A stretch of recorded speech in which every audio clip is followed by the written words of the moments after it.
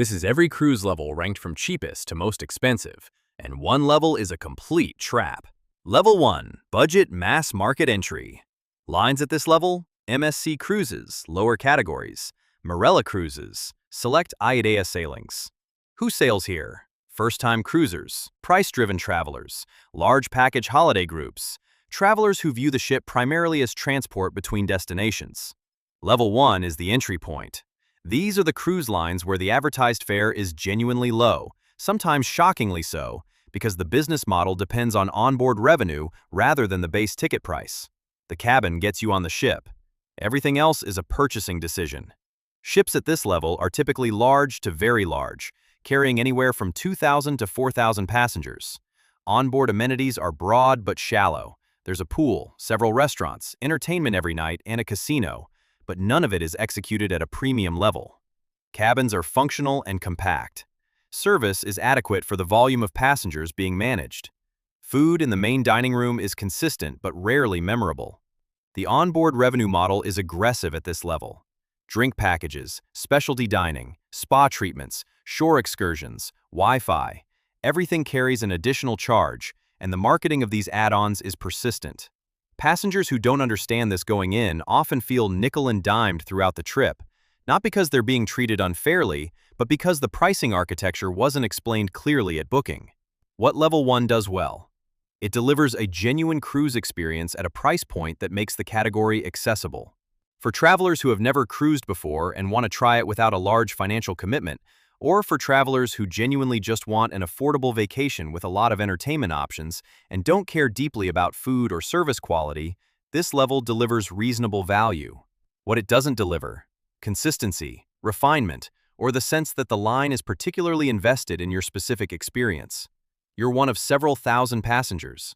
The operation is optimized for volume, not for individuals. Level 2, Contemporary Mainstream. Lines at this level: Carnival Cruise Line, Royal Caribbean International, Norwegian Cruise Line, MSC Cruises, premium categories. Who sails here? Families, groups, younger adults, first and second-time cruisers, travelers who want maximum activity options and a lively social atmosphere. Level 2 is the engine room of the cruise industry. Carnival, Royal Caribbean, and Norwegian together carry more passengers annually than every other cruise line category combined. These lines have perfected the art of delivering a high-energy, entertainment-forward vacation at a price point that feels accessible to a genuinely broad audience. Ships at this level are enormous. Royal Caribbean's Icon of the Seas class carries over 7,000 passengers and is effectively a floating resort city. The onboard programming reflects that scale. Water slides, go-kart tracks, rock climbing walls, Broadway caliber shows, multiple pools, dozens of dining options, sprawling spas, and nightlife that runs until well past midnight. For families with children, for groups traveling together, and for passengers who want maximum stimulation and activity, the contemporary lines are genuinely excellent at what they do. The trade-off is the atmosphere that scale creates. With 5,000 or 6,000 passengers on a single ship, lines for popular activities are real. The pool deck on a sea day is dense. The main dining room can feel like a banquet hall. The cruise director's relentless enthusiasm via the PA system becomes background noise after day 2. None of this is a failing, it's the product. But it's a product that works brilliantly for people who want it and poorly for people who don't. Food quality at the included level is better than Level 1, but still volume-oriented. Specialty dining options are plentiful and generally solid. Service is friendly but stretched across enormous passenger loads. Pricing has evolved significantly at this level. The base fares remain accessible, but the all-in cost after drink packages, gratuities, Wi-Fi, and specialty dining often lands significantly higher than the advertised rate. Understanding the true all-in cost before booking is essential. Level 3, Premium. Lines at this level: Princess Cruises, Holland America Line, Celebrity Cruises, P&O Cruises. Who sails here? Experienced cruisers, older adults, travelers who want to step up in quality without crossing into luxury pricing, those who value ambiance and dining over entertainment spectacle. The jump from Level 2 to Level 3 is the most consequential step in the hierarchy for many travelers. This is where the cruise experience begins to shift from entertainment platform to genuine travel product. Ships are still large. Celebrity's Edge class carries around 2,900 passengers, but they're designed and operated with a different intention. The emphasis moves from maximum activity to quality of experience. Food improves meaningfully at level 3. Celebrity Cruises in particular has invested heavily in its culinary program, with chef-driven specialty restaurants and a main dining room that takes the food seriously. Holland America brings a genuine wine program and a culinary culture tied to its Dutch heritage. Princess sits in the middle, consistently good without being exceptional, reliable without being memorable. Service standards rise noticeably. Staff ratios are better, training is more visible, and there's a sense that the operation cares about the individual passenger experience rather than just managing passenger flow. The passenger mix shifts significantly too. Level 3 lines skew older. Holland America's average passenger age is among the highest of any mainstream cruise line, and the onboard atmosphere reflects this. It's quieter, more relaxed, and more culturally oriented. There are fewer water slides and more art auctions. Fewer pool parties and more afternoon tea services. Celebrity has worked hard to attract a younger, design-conscious demographic with its Edge and Apex-class ships, and the ship design succeeds in that goal. The result is the most aesthetically interesting fleet at this level, with interiors that feel genuinely contemporary rather than generic. Level 3 is the sweet spot for experienced travelers who find Level 2 exhausting and find Level 4 pricing difficult to justify. It delivers a meaningfully elevated experience at a price that, while not cheap, remains accessible to a broad range of travelers. Level 4. Upper Premium. Lines at this level: Viking Ocean Cruises, Oceania Cruises, Azamara. Who sails here? Discerning, well-traveled adults, destination-focused travelers, food and wine enthusiasts, passengers who want smaller ships and more immersive port experiences. Level 4 is where the cruise experience fundamentally reorganizes itself around the destination rather than the ship. Lines at this level operate smaller vessels. Oceania's Riviera carries 1,238 passengers. Azamara's ships carry fewer than 700, that can access ports the large ships can't reach, dock in the heart of historic cities rather than industrial terminals miles outside town, and stay in port longer because they're not managing the logistics of disembarking thousands of passengers.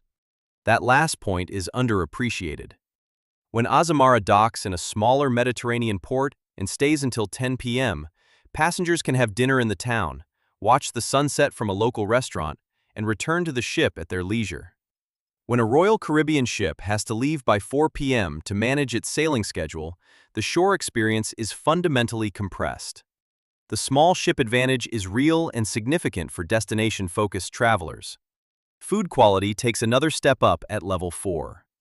Oceania has built its brand around its culinary program and legitimately delivers the best food of any non-luxury cruise line operating today. The main dining room executes at a level most lines reserve for specialty restaurants. The Canyon Ranch Spa and the partnership with the Culinary Institute of America are not marketing language.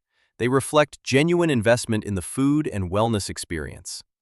Viking brings its signature cultural programming to the ocean context: destination lectures, curated excursions, adults-only atmosphere, Scandinavian design aesthetic, and delivers it consistently across a fleet that is among the newest and most beautiful in the industry. Pricing at level 4 is premium in the genuine sense. Fares are significantly higher than level 3, and while many lines at this level move toward more inclusive pricing, the all-in cost requires a meaningful budget commitment.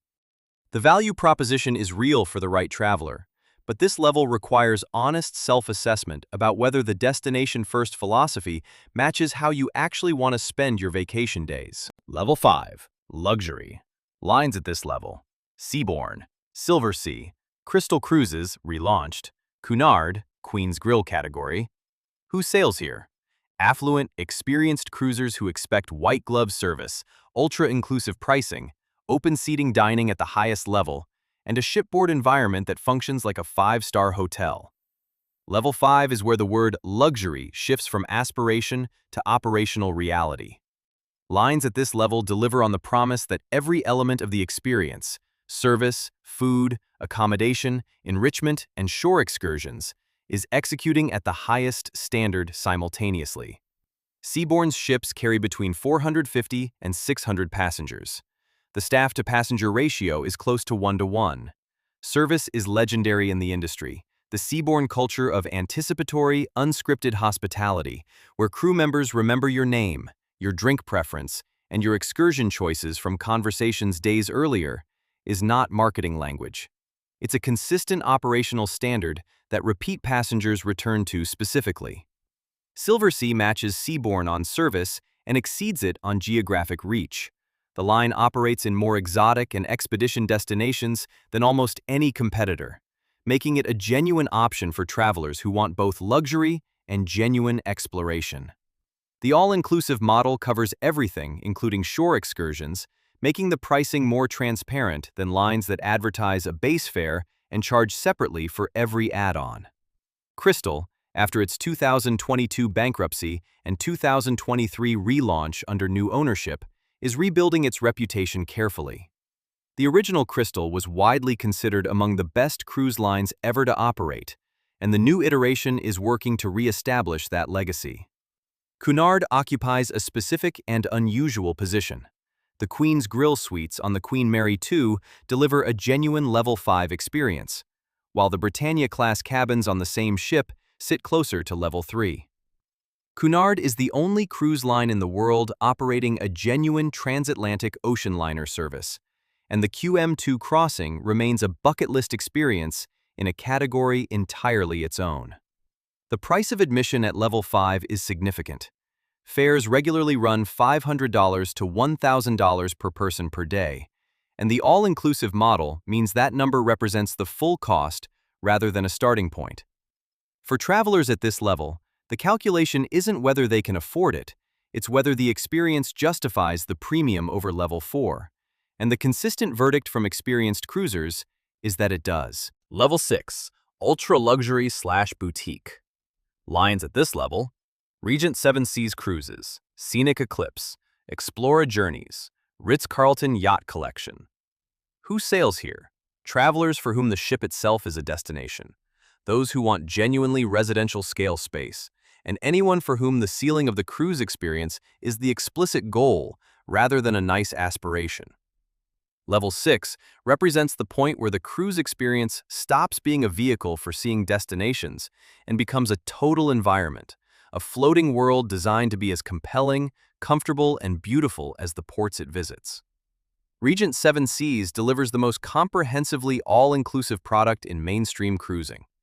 Every excursion is included, not just scheduled, and the excursion quality is meaningfully above what inclusive lines at lower levels provide.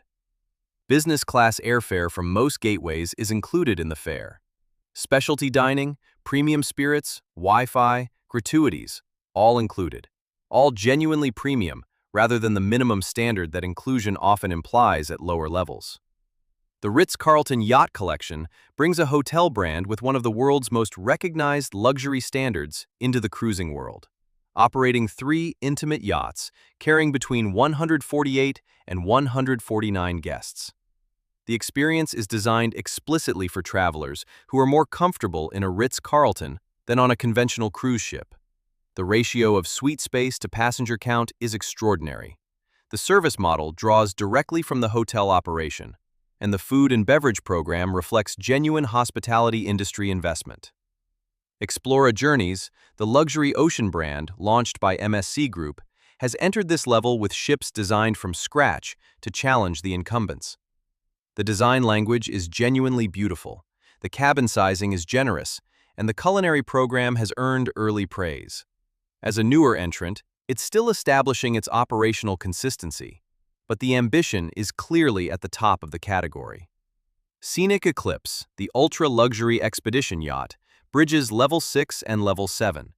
It operates in luxury expedition mode, with a helicopter and submarine on board for destination access that no conventional cruise ship can match. At Level 6, the distinction from Level 5 isn't just incremental quality improvement. It's a different conception of what the experience is. Level 5 delivers the best version of a cruise. Level 6 delivers something closer to a private residence that happens to travel. Level 7, Expedition/Ultra Exclusive. Lines at this level: Ponant, Hapag-Lloyd Expedition, Aurora Expeditions, Quark Expeditions, Swan Hellenic, SH Venta, small private charter vessels. Who sails here? Serious expedition travelers, wildlife and nature enthusiasts, academics, adventurers, and ultra-high net worth travelers for whom exclusivity and access to remote destinations are the primary goals. Level 7 is not about luxury in the conventional sense, though many lines at this level are extraordinarily luxurious. It's about access, the ability to land a Zodiac on an Antarctic beach at dawn, to sail through Norway's remotest fjords without another ship in sight, to reach the high Arctic, the Galapagos, the Amazon, or the remote islands of the Pacific on a ship designed specifically for those environments.